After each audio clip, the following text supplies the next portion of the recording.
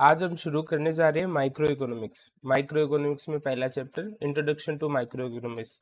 इसमें हम जानेंगे माइक्रो इकोनॉमिक्स क्या है, इसके बारे में, इसके फंडामेंटल्स क्या है, all about the introduction of micro economics. तो शुरू करने से पहले थोड़ा सा ब्रीफ जान लेते हैं एक सिंपल इकोनॉमी क्या होती है, और जब अपन मैक्रो इकोनॉमिक्स पढ़ेंगे तो उसमें एक कॉम्प्लेक्स इकोनॉमी जिसमें different different sectors of economy शामिल होंगे उसके बारे में पढ़े। लेकिन यहाँ पर हम एक सिंपल इकोनॉमी के बारे में पढ़ना शुरू करते हैं। तो इसमें सबसे पहले देखते हैं सिंपल इकोनॉमी क्या आती है। Individuals having diverse needs but possess limited resources. तो सबसे पहली बात, ऐसे डिफरेंट डिफरेंट इंडिविजुअल्स इस इकोनॉमी में एग्जिस्ट करते हैं जिनकी नीड्स तो अनलिमिटेड है बट उनके पास में जो लिमिटेड है रिसोर्सेस, यानी कि नीड्स अनलिमिटेड और resources limited. They produce goods and services using their resources and trade for others, यानी कि उनके पास जो रिसोर्सेज अवेलेबल है उनका यूज करके वो गुड्स एंड सर्विसेज को प्रोड्यूस करते हैं और फिर दूसरी गुड्स एंड सर्विसेज के लिए उनको ट्रेड करते हैं। यहाँ पर स्कार्सिटी है। कैसे स्कार्सिटी है? अभी मैंने आपको बताया कि उनके पास में लिमिटेड रिसोर्सेज है, तो इन लिमिटेड रिसोर्सेज को होने के कारण उनके पास में स्कार्सिटी ऑफ रिसोर्सेज है और यही उनको फोर्स करती है चूज करने के लिए। जैसे कि एग्जांपल है, a family might choose between A bigger house और मोर लैंड, यानी कि एक फैमिली चूज कर सकती है उन्हें बड़ा घर चाहिए या फिर उनको और ज्यादा जमीन लेनी चाहिए। वो एक ही चूज कर सकते हैं, क्यों? Because of their limited resources. Okay, फिर है आपका society. Society must balance production with collective needs, यानी कि जो प्रोडक्शन है वो कलेक्टिव नीड्स के अकॉर्डिंग होना चाहिए, यानी कितनी टोटल ओवरऑल मार्केट में डिमांड है उसके अकॉर्डिंग होना चाहिए। नेक्स्ट है economics studies how societies allocate these scarce resources. ठीक है, तो यहाँ पर हमारे पास में जो स्कार्स रिसोर्सेज है उनको हम कैसे अलोकेट कर सकते हैं ताकि बेटर रिजल्ट मिले। नेक्स्ट है, इस चैप्टर के अंदर आपके कुछ सेंट्रल प्रॉब्लम्स। यहाँ पर आपको ये ध्यान रखना है कि यहाँ पर जस्ट एंड जस्ट आपको प्रॉब्लम्स दी हुई, ये क्वेश्चंस हैं आपके। हम यहाँ पर ये नहीं देख रहे कि इनको सॉल्यूशन क्या होगा, इनका सॉल्यूशन क्या है। हम यहाँ पर देख रहे हैं कि ये प्रॉब्लम्स कौन कौन सी, सॉल्यूशन हम थ्रू आउट द इकोनॉमिक्स ढूंढने की कोशिश करेंगे, बट यहाँ पर हम देख रहे हैं कि मेन की प्रॉब्लम्स ऑफ एन इकोनॉमी क्या है। तो सबसे पहले जो पहली प्रॉब्लम है वो scarcity leads to choice in production, exchange and consumption. ठीक है, स्कार्सिटी के कारण आपको चूज करना पड़ता है प्रोडक्शन, एक्सचेंज और कंजप्शन में। तो पहला क्वेश्चन क्या आता है, what to produce and in what quantity. हम क्या प्रोड्यूस करना चाहते हैं और कितनी क्वांटिटी में करना होगा। जैसे या तो आप फूड के ऊपर फोकस कर लो, या आप लग्जरी गुड्स के ऊपर फोकस कर लो, या आप एजुकेशन पे स्पेंड कर लो, या अपनी मिलिट्री स्पेंडिंग को बढ़ा दो। तो आपको चूज करना होगा कि आप क्या प्रोड्यूस करना चाहते हो और कितनी क्वांटिटी में।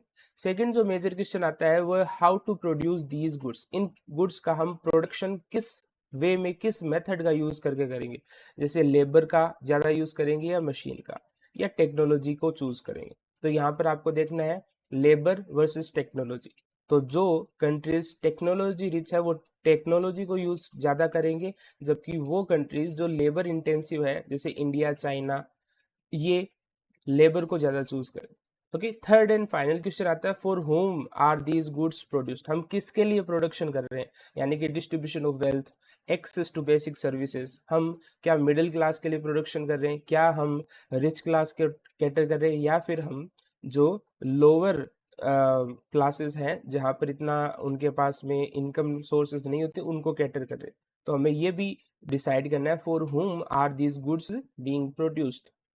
These questions highlight the problem of allocating resources and distributing output। यानी कि इन क्वेश्चंस के अंदर हम ये देख रहे हैं कि हम इन स्कार्स रिसोर्सेज को कैसे अलोकेट करेंगे और कैसे डिस्ट्रीब्यूट करेंगे। तो आपका सारी की सारी चीजें निकल के घूम फिर के वहीं पे आ जाती है कि आपकी जो लोगों की नीड्स है वो तो क्या है, अनलिमिटेड है, और जो आपके पास में रिसोर्सेज है वो रिसोर्सेस आपके पास में लिमिटेड है। तो घूम फिर के यही आपका मेन कंसेप्ट है, और इसी प्रॉब्लम को सॉल्यूशन देने के लिए हम क्या पढ़ रहे हैं, इकोनॉमिक्स। इकोनॉमिक्स हमें ये बताता है कि हम इन स्कार्स रिसोर्सेस का कैसे ऑप्टिमम यूटिलाइज कर सके ताकि मैक्सिमम नीड्स को फुलफिल किया जा सके। ठीक है, नेक्स्ट चलते हैं। आपका एक वेरी इंपॉर्टेंट कंसेप्ट आता है फर्स्ट चैप्टर से, which is production possibility frontier. Production possibility frontier होता क्या है, इसको समझते हैं। It illustrates the trade offs of an economy faces when allocating resources. जब भी हम अलोकेशन करते हैं रिसोर्सेज का, तो जो प्रॉब्लम आती है, जो प्रोडक्शन पॉसिबिलिटी फ्रंटियर, उसी को कहते हैं। एग्जाम्पल से समझिए, an economy producing corn and cotton, यानी कि ये जो टेबल दे रखी है आपको, ये रही, इस टेबल के अंदर प्रोडक्शन की पॉसिबिलिटीज दिखाई हुई है। ठीक है, जैसे possibility A, B, C, D and E, यहाँ पर कॉर्न और कॉटन।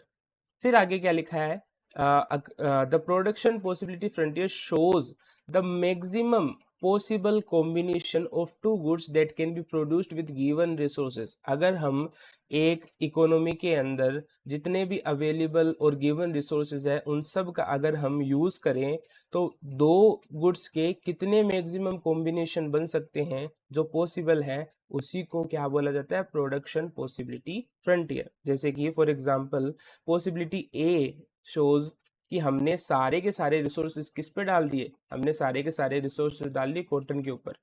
ठीक है, और यहाँ पर कॉर्न के ऊपर हमने जीरो रिसोर्सेज, हमने कॉर्न का उत्पादन प्रोडक्शन ही नहीं किया, तो इसलिए यहाँ पर ये चीज है।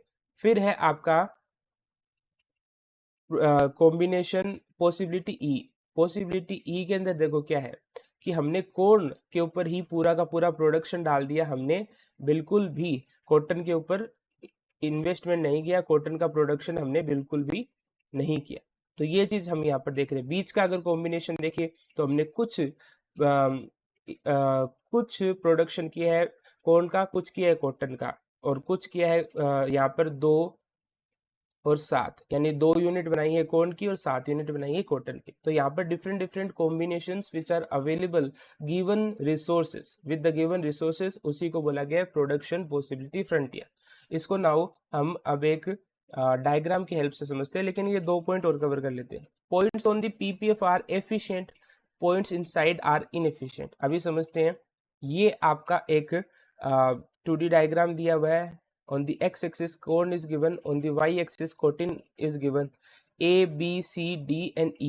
ये जो सारे के सारे पॉइंट्स है, ये डिफरेंट डिफरेंट कॉम्बिनेशन को दर्शा रहे हैं।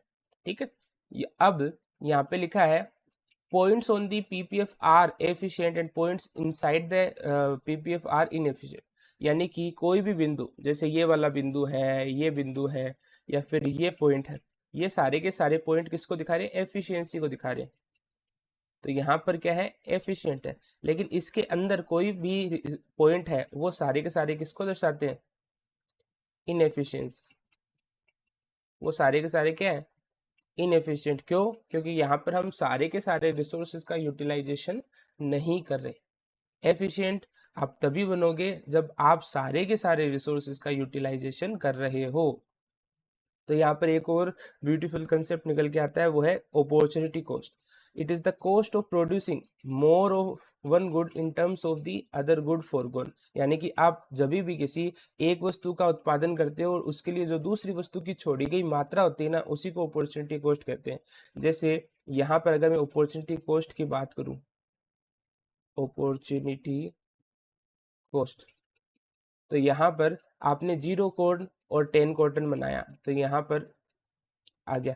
फिर उसके बाद में जहां पर आपने एक कॉर्न बनाने के लिए एक कॉटन का त्याग किया है, यहाँ पर उसको फोरगोन किया है, तो यहाँ पर आपकी अपॉर्चुनिटी कॉस्ट कितनी आ जाएगी, 1।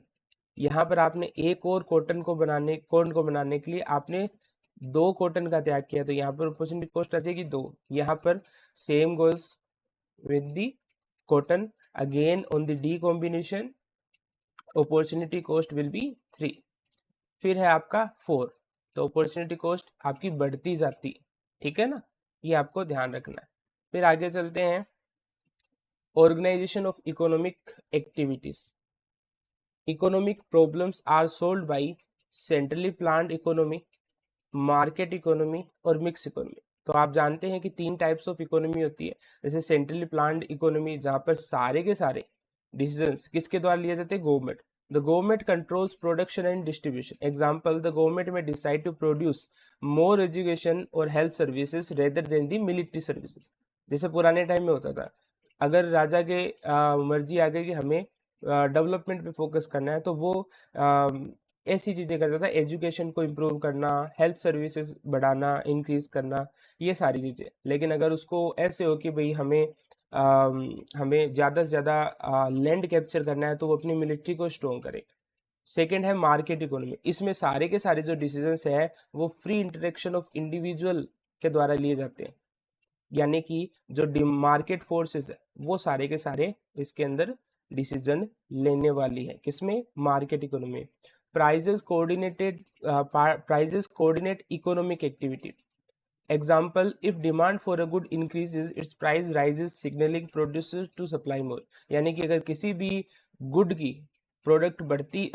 किसी भी गुड की डिमांड बढ़ती है तो इससे उसकी प्राइस भी बढ़ेगी और इससे सप्लायर्स को लगेगा कि इसकी डिमांड बहुत है तो हमें सप्लाई भी इंक्रीज करनी चाहिए। तो यहाँ पर सारे के सारे जो डिसीजंस हैं उनको इन्फ्लुएंस मार्केट फोर्सेस यानी कि डिमांड एंड सप्लाई के द्वारा किया जाता है।